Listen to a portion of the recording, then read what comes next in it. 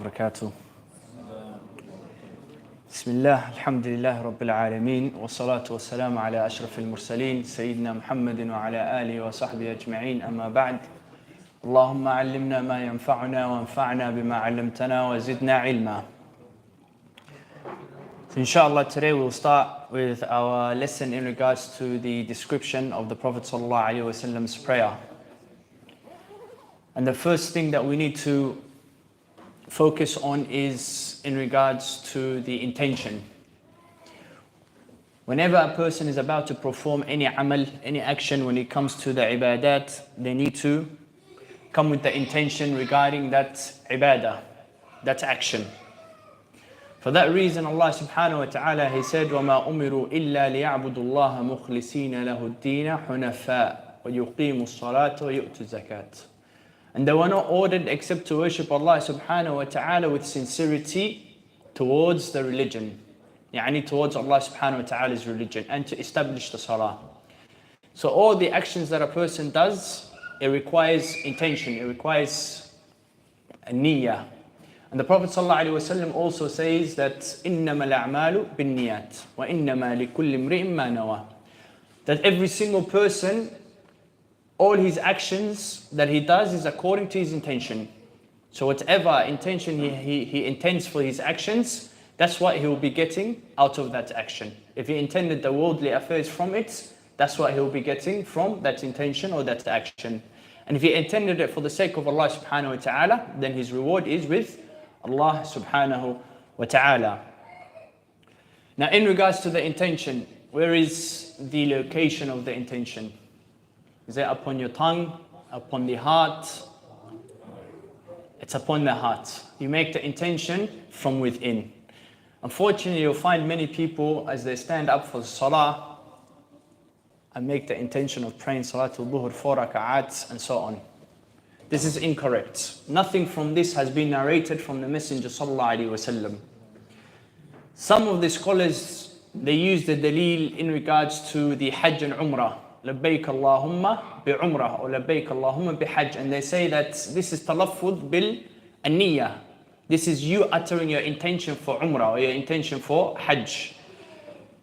In reality, this is not you uttering the intention for your Umrah or intention for your Hajj. This is similar to your takbiratul ihram when you say Allahu Akbar. The takbiratul ihram is not your intention. Just as when you say labbaik Allahumma bi Umrah or labbaik Allahumma bi Hajj, this is the way to enter your state of ihram. Just as the takbiratul ihram is the state that you enter your salah. So it's not talaffuz bin niyyah. This is from the sha'a'ir of al-Umrah wal-Hajj. So we mentioned that the location of your intention is in the heart. And when is the time of the intention? When is it?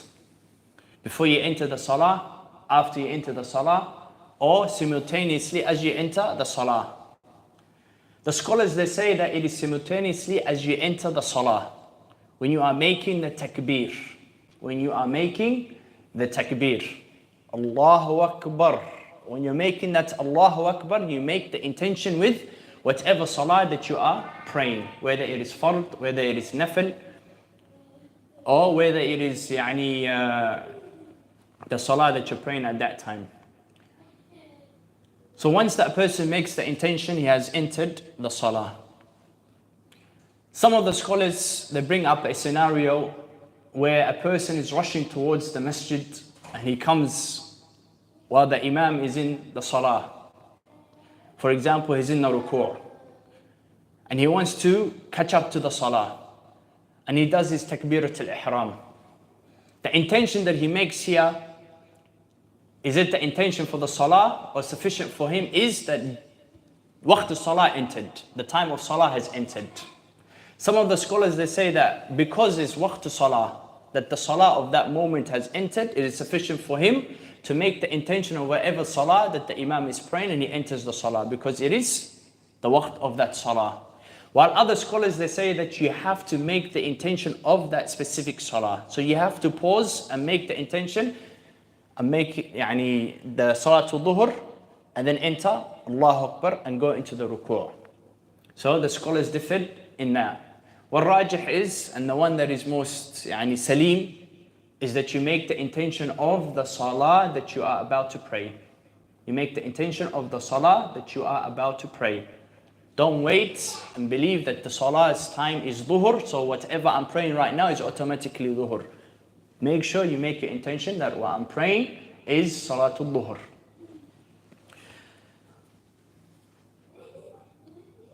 The next thing after making the intention is takbiratul ihram. Takbiratul ihram. The intention is a rukun from the arkan as-salah.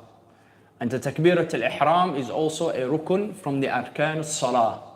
And this is bil ijma'. This is bil ijma'. The arkan of the takbir, the takbir being a rukun from the rukun of salah, is bil ijma'.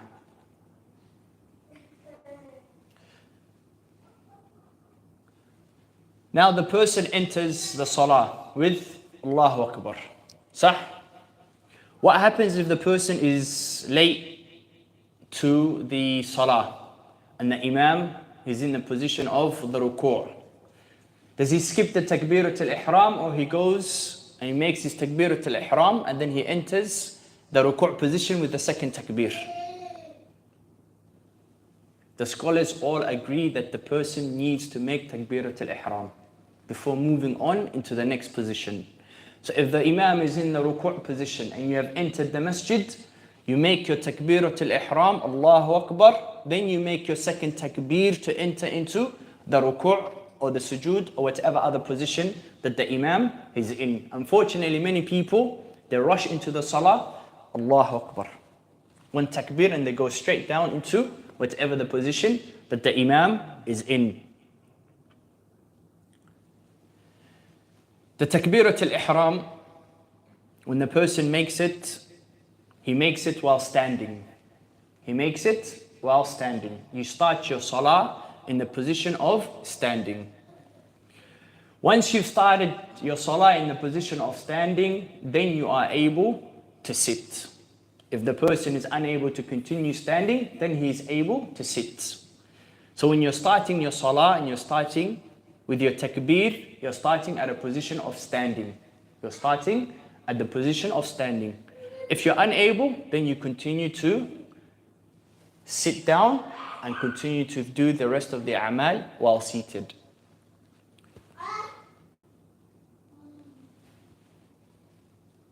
The Prophet ﷺ, he was asked in regards to the salah of the standing person. The Prophet ﷺ, he says, صَلِّ قَائِمًا, pray while standing. فَإِن لَمْ تَسْتَطِعْ فَقَاعِدًا. And the scholars, they say that فَقَاعِدًا here is for the person that is unable to. فَإِن لَمْ تَسْتَطِعْ is for the person that is unable to. Now in regards to the lifting of the hands, when you're making the takbiratul ihram, the lifting of the hands when you're making takbiratul ihram, the scholars, they say that it is sunnah. The lifting of the hands is sunnah, and this is a matter of ijma', as mentioned by Ibn al-Mundhir fil awsad. The lifting of the hands, so takbir, Allahu Akbar. This part that you lifting the hands is a sunnah from the sunnah of the Messenger sallallahu alaihi wasallam. When is it done? When you say Allahu Akbar, the talaffuz with Allahu Akbar and the lifting of the hands. When is it done? The scholars, they mention three types of ways to do it. The first one being Allahu Akbar together, talaffuz and the lifting of the hands. The second one is you lift the hands and then you say Allahu Akbar. And the third one is you say Allahu Akbar, then you lift the hands. So these three are the three ways that the scholars have mentioned.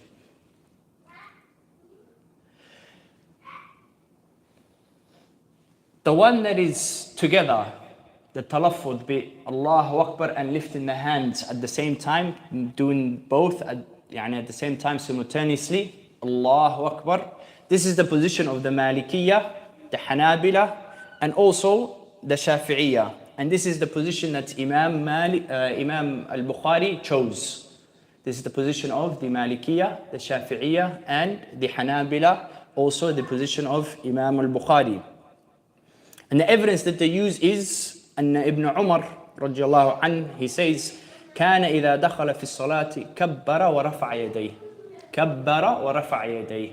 So he did this simultaneously, and he's describing the salah of the Messenger sallallahu alaihi wasallam. كبر ورفع يديه. So Allahu Akbar simultaneously.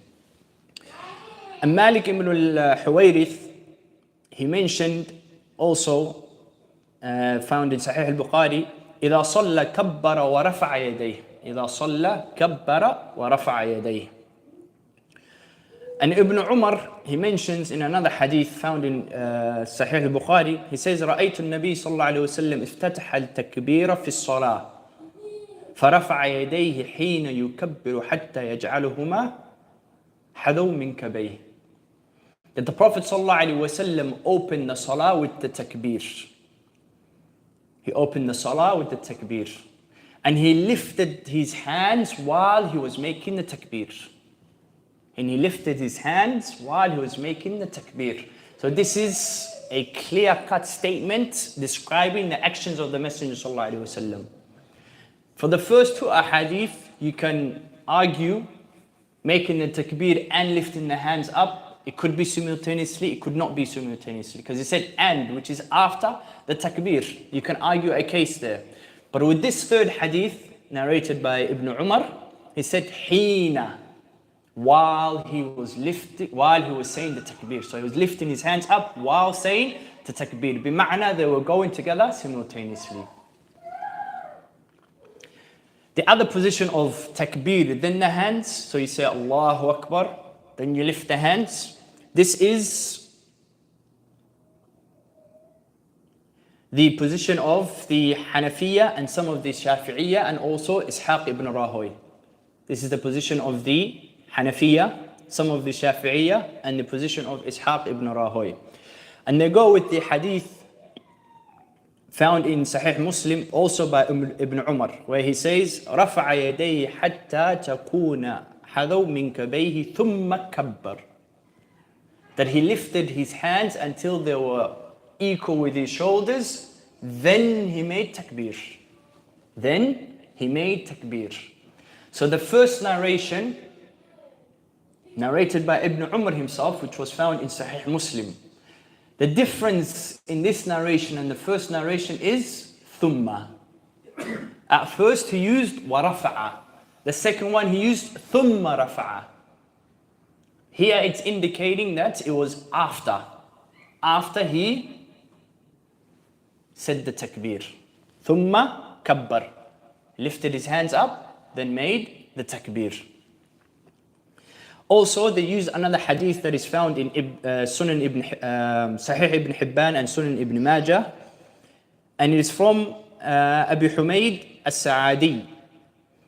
And he says, the Prophet ﷺ did وَرَفَعَ يَدَيْهِ حَتَّى يُحَاذِي بِهِمَا مِنْ كَبَيْهِ ثُمَّ قَالَ اللَّهُ أَكْبَرُ. That he lifted his hands up until they were equal to his shoulders. Then he said, Allahu Akbar. ثُمَّ قَالَ Allahu Akbar.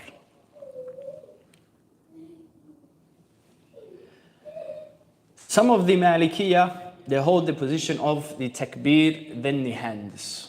The takbir, then the hands. Allahu Akbar, then you lift the hands. This is the third position. And they also take this hadith, they take this from the hadith of Malik ibn al-Huwayrith. إِذَا صَلَّ كَبَّرَ ثُمَّ رَفْعَ يَدَيْهِ. It became acts. It became acts. إِذَا كَبَّرَ ثُمَّ رَفَعَ يَدَيْهِ. So he says Allahu Akbar, then he lifted his hands. The same hadith that was used, Malik ibn al-Huwayrith, in Bukhari, he says إِذَا صَلَّ كَبَّرَ وَرَفَعَ يَدَيْهِ. And in Muslim, in this narration, he says رَفَعَ يَدَيْهِ ثُمَّ كَبَّرَ. Then he lifted his hands up, كَبَّرَ ثُمَّ رَفَعَ يَدَيْهِ. He made the takbir, then he lifted his hands up. He lifted his hands up. Ibn al-Muflih, he says that doing all three is fine. There is no issue in doing all three. Why? Because each one contains a dalil. Each one contains a dalil. But the one that is most correct, that is most sarih, that the imams have chosen, like Imam Bukhari, Imam Ahmad, Imam Shafi'i, Ali ibn al-Madini and others, is that you say it simultaneously. Because of the hadith of Ibn Umar that is found in Sahih al-Bukhari, where he said, Hina yukabbir. He lifted his hands up while he was making the takbir. And this was the position of Ahlul Hadith. And this is the tarjih that they made from the different riwayats. They hold this hadith to be the most correct of all the other narrations. In regards to making the takbir, then lifting your hands up, Ibn Hajar, he says that this is a position that is very weak, and the hadith that are upon it is not a hadith that the people go towards to.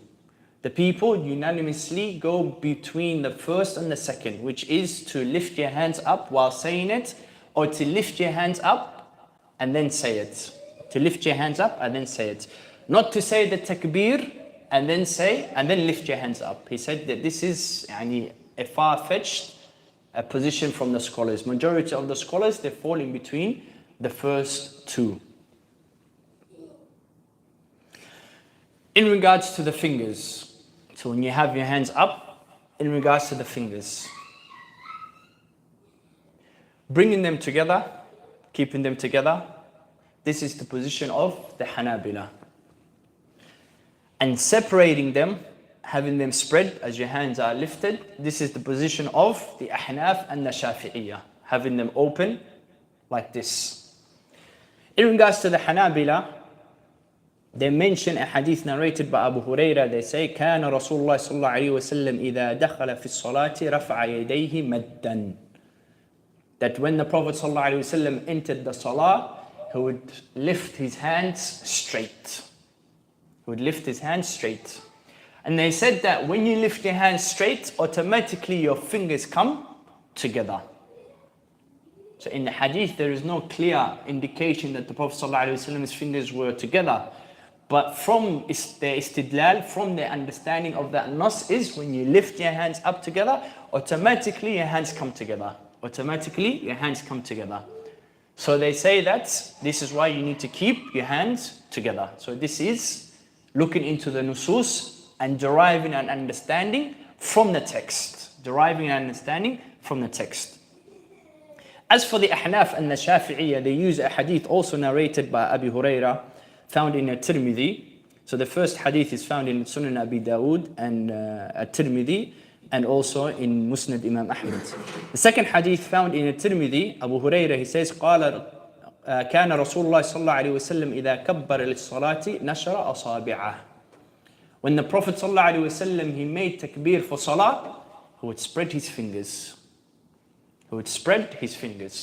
So the first hadith did not mention anything to do with the fingers. The second hadith mentioned something to do with the fingers, spreading the fingers. Al-Imam al-Tirmidhi, who narrated this hadith, he speaks about this hadith and he says, all the hadith in regards to spreading the fingers, nothing is sahih from it. And the hadith of Abu Huraira, the one that is most authentic is lifting your hands up. He did not mention any addition of spreading the fingers or keeping the fingers. He did not mention anything from there.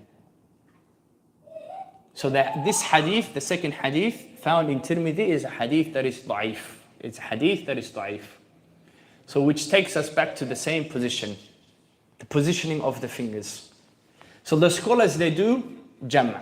They say, madama there is no hadith that is sarih, that says you keep your fingers together or separate them, if you do one or the other, your salah is sahih. There is nothing wrong with your salah.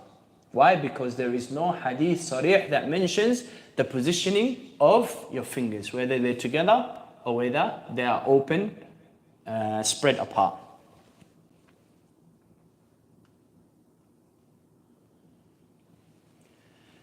The next matter is to what height. When you lift your hands, to what height? To the shoulders, in between, to the ears. To what height do we lift our hands up during the takbir? To the shoulders, this is the position of Al-Bukhari, Imam Malik, Imam Shafi'i, Ishaq, and a view from Ahmed and many other scholars from the past and the present. To the shoulders. And they go with the hadith of Ibn Umar radiallahu anhu, which is narrated in Bukhari and Muslim. Bukhari and Muslim. So this is the highest of authenticity. Muttafaqun alayh. And he said, Ibn Umar radiallahu anhuma, رفع يديه حتى تكون حذو من كبيه ثم كبر. He lifted his hands up until it was parallel to his shoulders, opposing his shoulders. So this is the hadith that they went by, and they did the tarjih on the mas'ala when it comes to which position a person should keep his hands. To the earlobe, opposite to the ears. This is the second position, and this is the position of the Ahnaf and a view from Ahmed.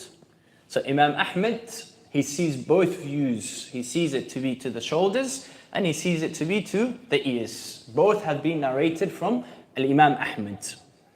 And the hadith that they use is hadith found in Sahih Muslim, hadith Wa'il ibn Hujr, أنه رأى النبي صلى الله عليه وسلم رفع يديه حين دخل في الصلاة كبر وصف همام حيال أذنيه, يعني opposite to his ears.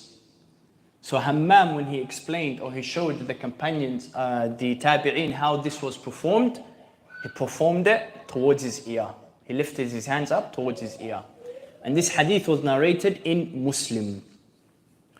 And the scholars, they say, madam both hadith is sahih, whether you do to your ears, opposite to your ears, or you do to your shoulders, there is no issue in that. Some of the scholars, they say that combining both hadith, where a portion of your hand is to your shoulders and a portion to your hands is close to your ears, this is the most preferred position. Jaamy' bayn al-hadithain. Jaamy' bayn al-hadithain. To your shoulders and to your ears. In between the two. So if anyone does to his ear, to his shoulder, or in between the two, يعني this is a correct position in his salah. Raising the voice with the takbir. Allahu Akbar. Raising the voice with the takbir. The Jumhur, they hold this position, which is that it is sunnah. It is sunnah to raise your voice when it comes to the takbir, saying Allahu Akbar. And they use the hadith of Anas ibn Malik where he says, فَإِذَا كَبَّرَ فَكَبِّرُوا.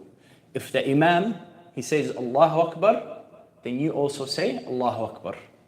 بمعنى if the Imam did not say Allahu Akbar, then you don't say Allahu Akbar. بمعنى it's optional. The saying of Allahu Akbar here is sunnah, it is optional. So this was the position of the Jumhur. Some of the scholars, they hold that it is wajib, that you have to say Allahu Akbar.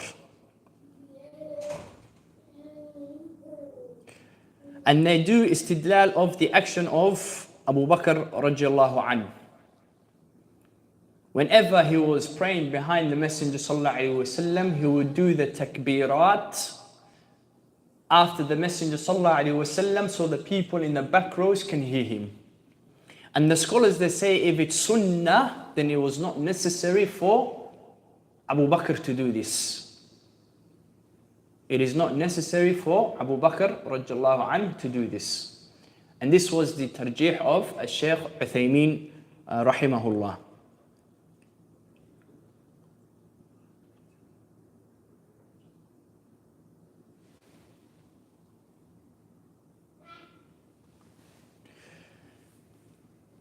The next part after you've completed your takbir is the standing for prayer.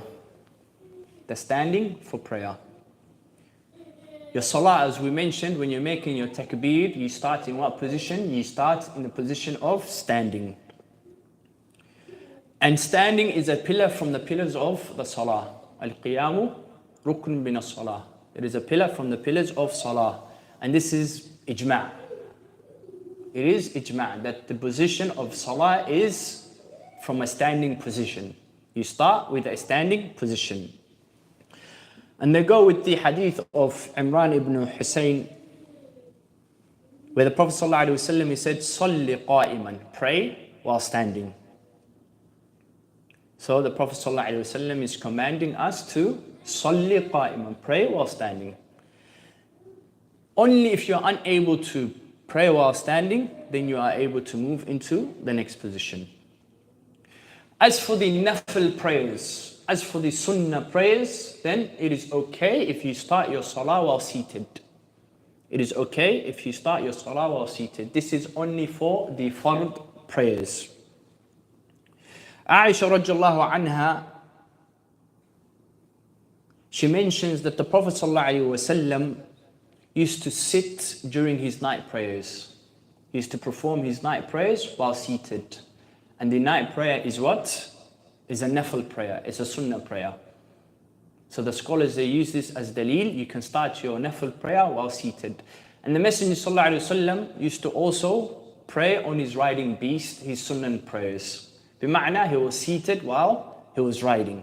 So in the sunnah prayers, in the nafil prayers, it is okay for you to start your salah while seated. It is only in the qiyam prayer, it's only in the fard prayer that you have to start with qiyam, the standing position. In regards to the salah of the imam who is seated, in regards to the salah of the imam who is seated,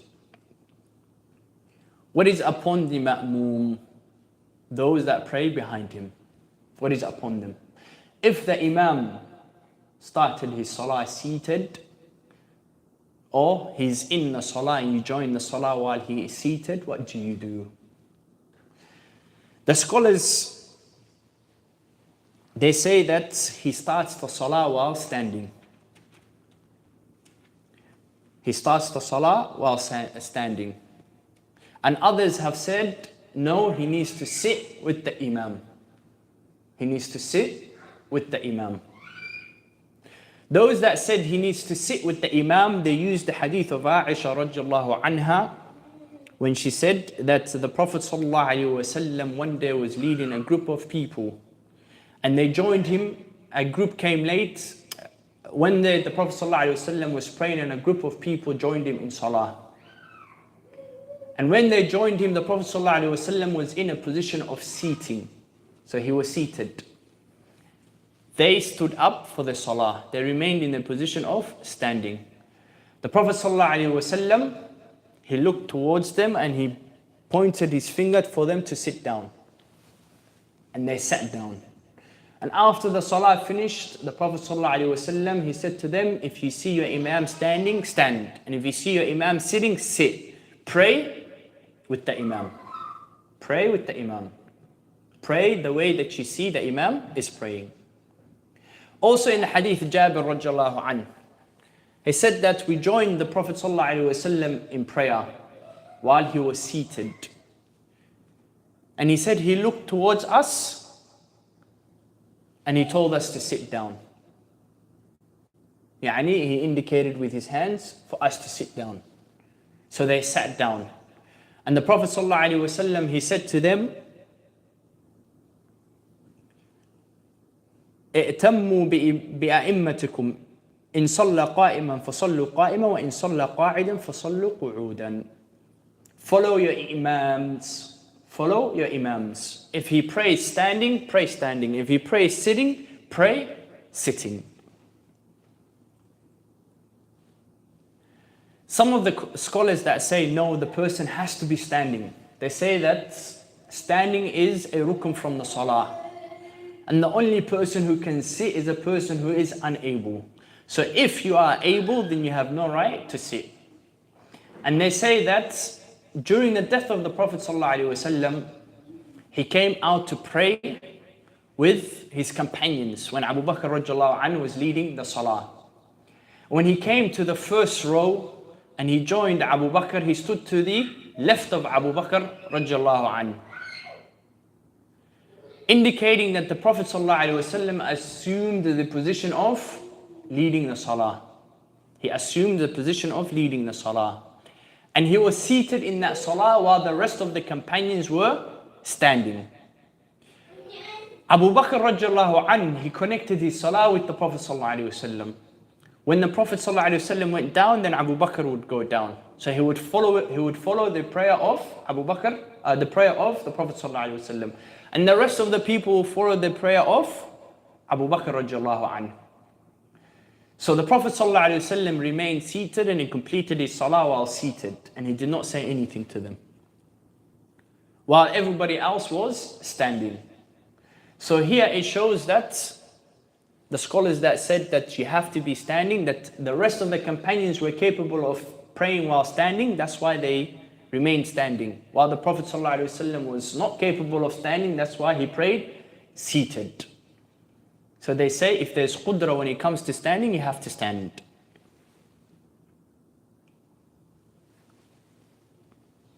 Some of the scholars, they see that a salah that is performed by somebody who is incapable of standing is a salah that is batil. Some of the scholars hold that position. And they say that when it comes to leading the salawat, it should always be somebody who is capable of standing. So when you're putting somebody forward, it has to be somebody who is capable of standing. And they answered the position of those that said that you have to be standing in regards to hadith of Abu Bakr standing while the Prophet ﷺ was seated. Said the people were following the salah of Abu Bakr. And when they started their salah, when they did their takbir, they started their salah while standing. So if the imam sits after that, the imam started while standing, then he sits, then you keep standing. You don't need to sit. Only if the imam starts while seated, that's when you sit down. Only if the imam starts while seated, that's when you sit down. But if the imam starts while standing and then he sits down, the rest of those that are praying behind him, they are required to remain standing. They're required to remain standing. And that's why Abu Bakr and the rest of the companions, they remained standing, because their salah was started in the standing position. The sitting position of the Messenger ﷺ will not have an impact on their salah. The next matter is the placing of the hands. The placing of the hands. So when you say Allahu Akbar, where does your hands go? The first issue is in regards to hanging or them being together. Them being together, this is the position of the Jumhur. And them being hanging is the position of the Malikiyah. The position of the Jumhur, the Ahnaf, the Hanabil and the Shafi'iyah is that the hands come together, right over the left. While the position of the Malikiyah is that the hands are lowered.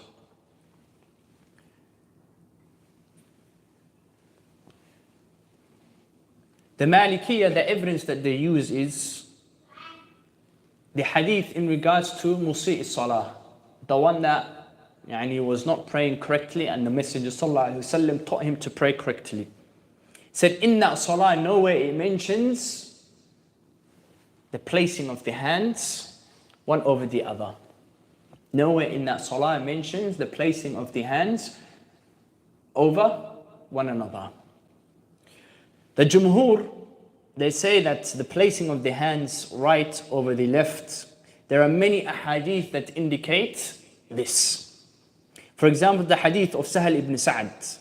He says, كان الناس يؤمرون أن يضع الرجل يد اليمنى على ذراعه اليسرى في الصلاة.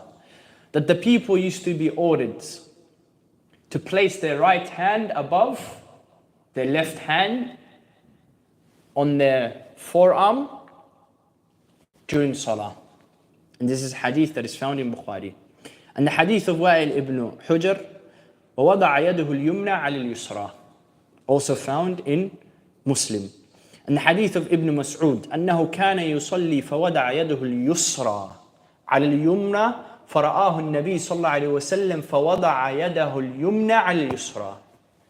So Ibn Mas'ud was praying with his left hand above his right hand. And the Messenger صلى الله عليه وسلم saw that, and he grabbed his right hand and placed it on top of his left hand. So here it indicates and it shows that, number one, that the hands come together.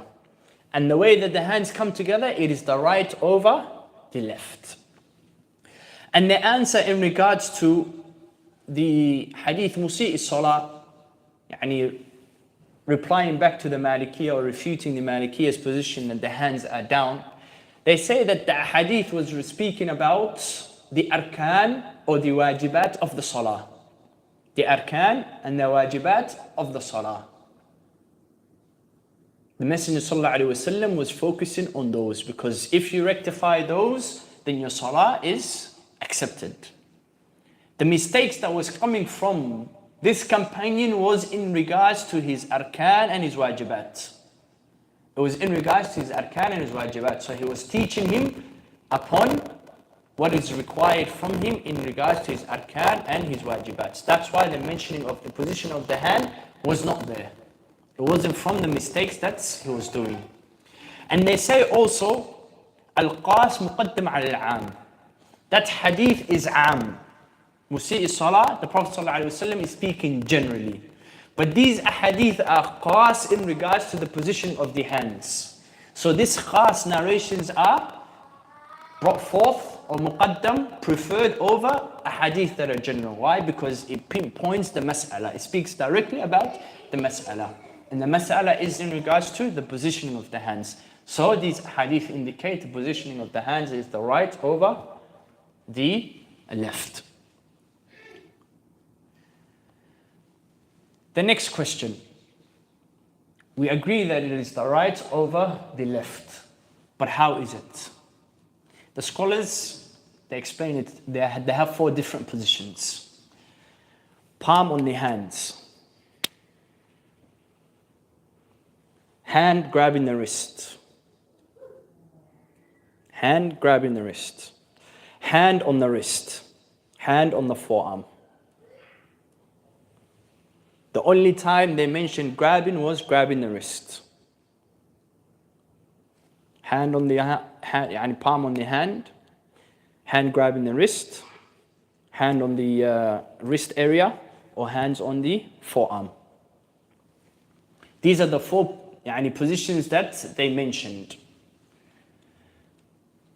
Each one has a dalil that they use.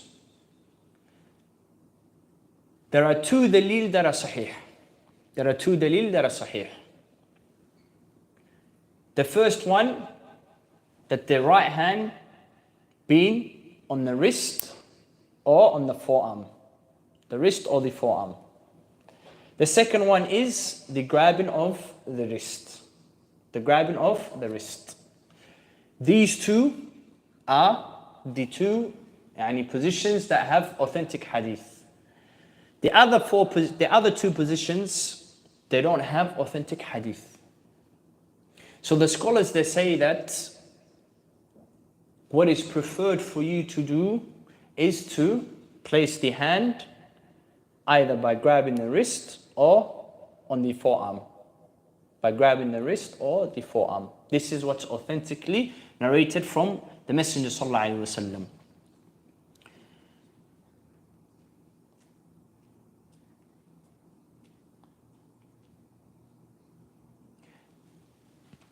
The next matter is position of the hand on the body. Position of the hand on the body. On the chest, below the chest, on the navel, below the navel. Where is the correct position where your hands are placed? The Hanabila and the Ahnaf, They say that it goes under the navel. They say that it goes under the navel. So, down here. This is the position of the Ahnaf and the Hanabila.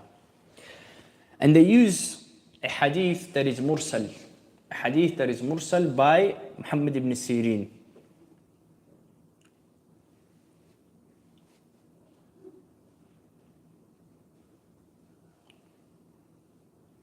عفوا, a hadith by Abu Hurairah radiallahu anhu.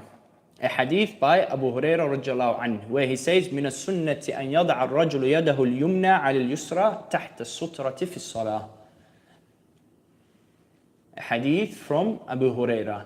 أن يضع الرجل من السنة أن يضع الرجل يده اليمنى على اليسرى تحت السترة. That a man places his hand over, his right hand over his left hand beneath his navel.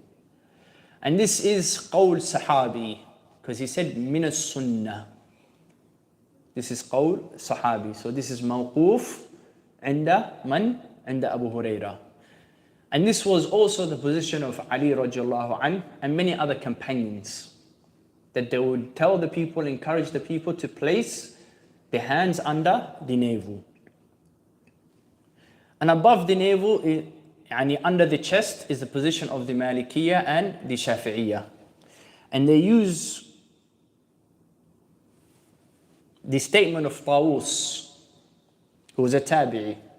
So the Ahnaf and the Hanabila, they have qawl sahabi. They have qawl sahabi. Shafi'iyya and Malikiyya, they have qawl tabi'i, the qawl of Tawus. He says, كان رسول الله صلى الله عليه وسلم. So now, his hadith is mursal. The first one is hadith mawquf عند sahabi. This one is hadith mursal. The tabi'i is attributing it to who? To the Messenger sallallahu alaihi wasallam. Says كان رسول الله صلى الله عليه وسلم يضع اليمنى على يده اليسرى ثم يشد بهما تحت صدره وهو في الصلاة. He will place his right hand above his left hand and tighten it under his chest. Firm under his chest. The scholars, they say that both ways is fine. Both ways is fine because there isn't a dalil sarih from the Messenger sallallahu alaihi wasallam. There isn't a dalil sarih from the Messenger sallallahu alaihi wasallam because both ahadith or both dalil that are used, one is mawquf and one is mursal. One is mawquf and one is mursal. One is the qawl of sahabi, and this was the position of this sahaba. And one was the qawl of a tabi'i who attributed the matter to the Prophet sallallahu alaihi wasallam. بمعنى, both have some basis or some evidence from the Messenger sallallahu alaihi wasallam. So if the hand is placed under the navel or above, just below the chest, this is fine. There is no issue in that matter.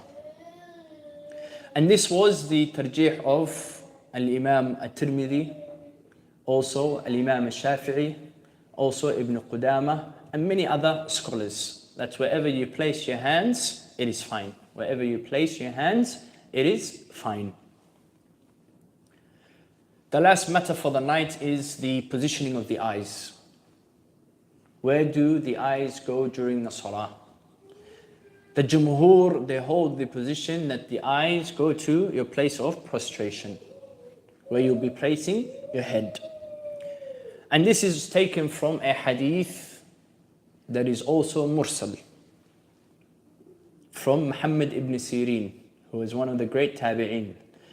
And he says, أن رسول الله صلى الله عليه وسلم كان يقلب بصره في السماء. That the Prophet صلى الله عليه وسلم used to look towards the heavens, turn his sight towards the heavens during the salah. Until Allah subhanahu wa ta'ala revealed the verse, الذين هم في صلاتهم خاشعون. And those who have khushu' in their salah. Once this verse was revealed, then he says, فَطَأْطَأَ رَأْسَهُ. The Prophet sallallahu alaihi wasallam, he brought his head down, he lowered his head down. And the scholars, they say from that, بمعنى his eyesight, his gaze would be down. where he would be prostrating. Again, this is hadith that is mursal. And again, in the hadith, it doesn't mention exactly the location of his eyesight. All he mentions is that he lowered his head. And the Malikiyya, they say that he's allowed to look in front of him. There is no specific position of looking into the ground. You can look in front of you. And they say that the Sahabas, when they describe the salah of the Messenger sallallahu alaihi wasallam, it is not possible for them to describe it except by looking at the Messenger sallallahu alaihi wasallam as he was in front of him. So they would watch the Messenger sallallahu alaihi wasallam. They would watch the Messenger sallallahu alaihi wasallam, and this indicates or shows that their gaze is not on the ground. Their gaze is where the Messenger sallallahu alaihi wasallam is. So this is qiyas. They're estimating where the gaze is based on the actions of the Sahaba. The scholars, they say, and this is the jumhur, that the best position for you to place your gaze is where the sujood is. لأن hadith mursal, hadith that is mursal, is better than no dalil. Hadith mursal is better than no dalil. This hadith by Ibn Sirin, he made it mursal, is better. It's more of a hujjah than the opinion of the ijtihad of a scholar based on the actions of the Sahaba. And Ibn Sirin is not any ordinary tabi'i. He was from the kibar tabi'in. He was from the leaders of the tabi'in. If he is to attribute this hadith to the Prophet ﷺ, this action to the Prophet ﷺ, bima'na, there is weight behind this. There is weight behind this action of lowering your head. So ala kulli hal, the rajih, the position that the jumhur hold, is that you lower your gaze to the place of prostration, based on the statement of Ibn Sirin. Inshallah, we'll stop our lesson there, and on Saturday we'll continue from there onwards, inshallah, in regards to the Fatiha and what to come after that, بإذن الله. وهذا وصلى الله وسلم على نبينا محمد وعلى آله وصحبه أجمعين وآخر الدعوانا أن الحمد لله رب العالمين. I had a question.